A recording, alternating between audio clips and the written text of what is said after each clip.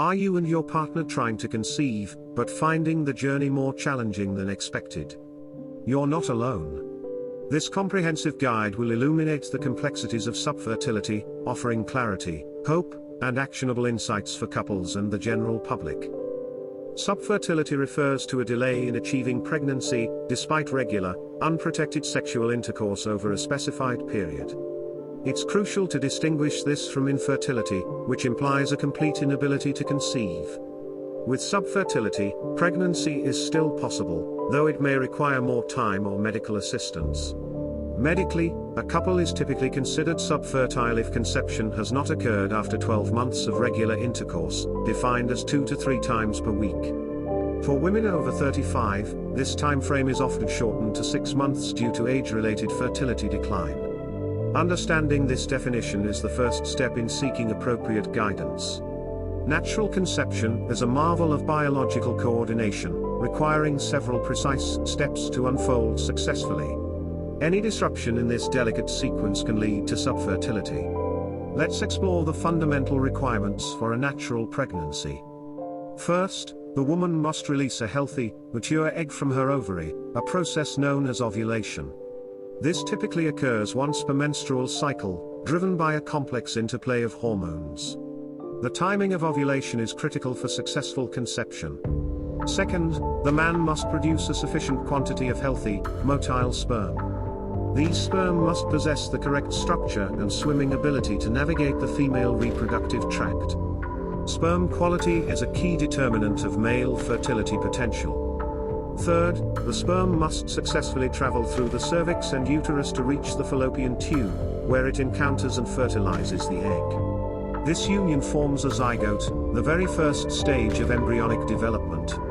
The fallopian tubes must be open and functional for this journey. Finally, the fertilized egg, now an embryo, must travel down the fallopian tube, and implant securely into the lining of the uterus. This implantation establishes the pregnancy, allowing the embryo to receive nourishment and continue its development. A healthy uterine environment is essential for this final step. Understanding the type of subfertility can help guide diagnostic and treatment approaches. Medical professionals categorize subfertility into 2 main types based on a couple's reproductive history. Primary subfertility describes couples who have never achieved a pregnancy despite consistently trying for the recommended duration. This means they have no prior history of conception, regardless of the outcome. It often prompts a comprehensive initial investigation into both partners. Secondary subfertility applies to couples who have previously conceived at least once, but are now experiencing difficulty conceiving again. This could be after a live birth, miscarriage, or ectopic pregnancy. The causes can sometimes differ from primary subfertility, potentially involving new factors or changes since the last pregnancy. Subfertility is rarely attributed to a single factor and can affect either partner, or both, simultaneously. A thorough investigation often reveals a combination of issues contributing to the delay in conception. It's important to approach diagnosis as a team effort. Several factors can impact a woman's ability to conceive, with ovulation problems being the most prevalent. Understanding these can empower women to seek timely medical advice. Ovulation problems, irregular or absent ovulation is a leading cause of female subfertility. Conditions like polycystic ovary syndrome, PCOS, disrupt hormonal balance, leading to infrequent or no egg release. Lifestyle factors such as extreme stress, significant weight fluctuations, both underweight and overweight, and intense exercise can also interfere with the delicate hormonal signals controlling ovulation. Thyroid disorders, hypothyroidism or hyperthyroidism, and elevated prolactin levels, hyperprolactinemia, can similarly disturb the menstrual cycle and prevent regular ovulation. Tubal blockage or damage, the fallopian tubes are vital conduits for egg and sperm. Blockage or damage can prevent the egg from reaching the uterus or sperm from reaching the egg. Past pelvic infections, such as pelvic inflammatory disease, PID, often caused by sexually transmitted infections, are common culprits. A history of appendicitis, abdominal surgery, or endometriosis can also lead to scar tissue and adhesions that obstruct the tubes. Endometriosis. This chronic condition involves tissue similar to the uterine lining growing outside the uterus, often on the ovaries, fallopian tubes, or other pelvic organs.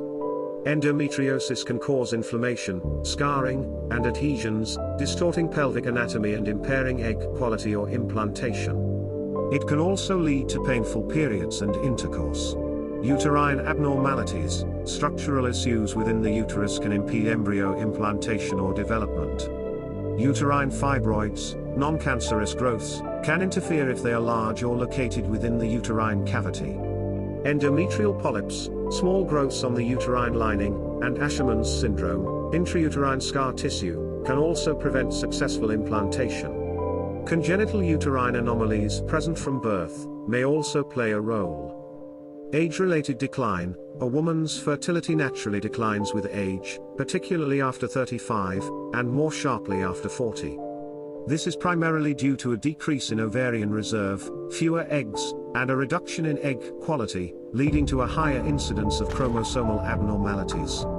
Understanding this biological reality is crucial for family planning. Male factors contribute significantly to subfertility, often accounting for about 1/3 of cases.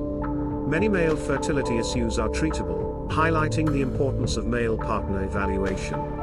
Low sperm count or poor sperm quality. The quantity and quality of sperm are paramount for successful fertilization. Low sperm count, oligospermia, poor sperm motility, asthenozoospermia, or abnormal sperm shape, teratozoospermia, can all reduce the chances of conception. Causes include infections, for example, mumps or chitis, varicocele, enlarged veins in the scrotum that can increase testicular temperature, hormonal imbalances, for example, hypogonadism, and genetic factors. Exposure to certain toxins or medications can also impact sperm production.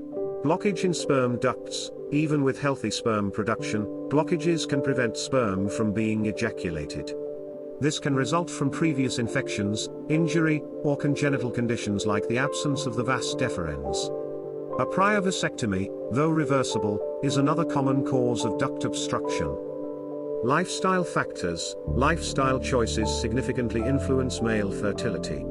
Smoking, excessive alcohol consumption, and obesity have all been linked to reduced sperm quality and quantity. Exposure to high temperatures, for example, from hot tubs, saunas, or prolonged laptop use on the lap, and wearing tight underwear can negatively impact testicular function. Environmental toxins and certain occupational exposures can also be detrimental. Erectile or ejaculation problems. The ability to deliver sperm effectively during intercourse is fundamental. Erectile dysfunction, difficulty achieving or maintaining an erection, and ejaculation disorders, for example, premature ejaculation, retrograde ejaculation, can prevent sperm from reaching the female reproductive tract. These issues can have physical, psychological, or neurological origins. When subfertility is suspected, a comprehensive evaluation of both partners is essential. This systematic approach helps pinpoint the underlying causes and guides appropriate treatment. Medical investigations are designed to be thorough yet minimally invasive where possible. Ovulation tests. These tests confirm if and when ovulation is occurring. Methods include tracking basal body temperature, PBT, using ovulation predictor kits, OPKs, to detect the LH surge, and blood tests to measure hormone levels like progesterone in the mid-luteal phase. Ultrasound monitoring can also track follicle development and rupture. Pelvic ultrasound. A transvaginal ultrasound provides detailed images of the uterus, ovaries, and fallopian tubes. It can identify uterine abnormalities like fibroids or polyps, assess ovarian cysts, and evaluate antral follicle count, an indicator of ovarian reserve. This non-invasive test is often one of the first steps.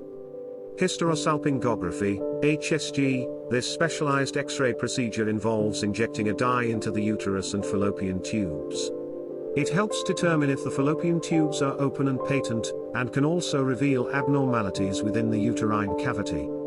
HSG is crucial for identifying tubal factor subfertility. Blood hormone tests. A panel of blood tests assesses various hormones critical for reproduction. These include follicle-stimulating hormone, FSH, and luteinizing hormone, LH, to evaluate ovarian function, estradiol, prolactin, and thyroid-stimulating hormone, TSH, to check for endocrine disorders. Anti-Müllerian hormone, AMH, is also commonly measured as a reliable indicator of ovarian reserve. Semen analysis. This is the cornerstone of male fertility evaluation. A semen sample is analyzed under a microscope to assess several key parameters: sperm volume, concentration, count, motility, percentage of moving sperm, and morphology, percentage of normally shaped sperm. Abnormal results often prompt further investigation. Hormone tests. If semen analysis reveals a very low sperm count or other significant abnormalities, blood tests may be performed to check hormone levels. These include testosterone, FSH, and LH, which play crucial roles in sperm production. Abnormal levels can indicate underlying endocrine issues.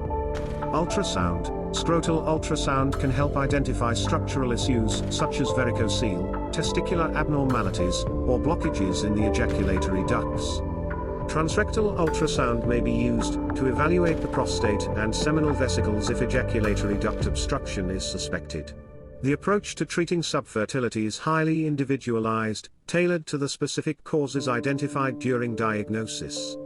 Treatment plans can range from simple lifestyle adjustments to advanced medical interventions, offering hope to many couples. Adopting a healthy lifestyle can significantly improve fertility outcomes for both partners. These changes are often recommended as a first step or alongside other treatments. Maintaining a healthy body weight is crucial, as both obesity and being underweight can disrupt hormonal balance and ovulation in women, and impair sperm quality in men.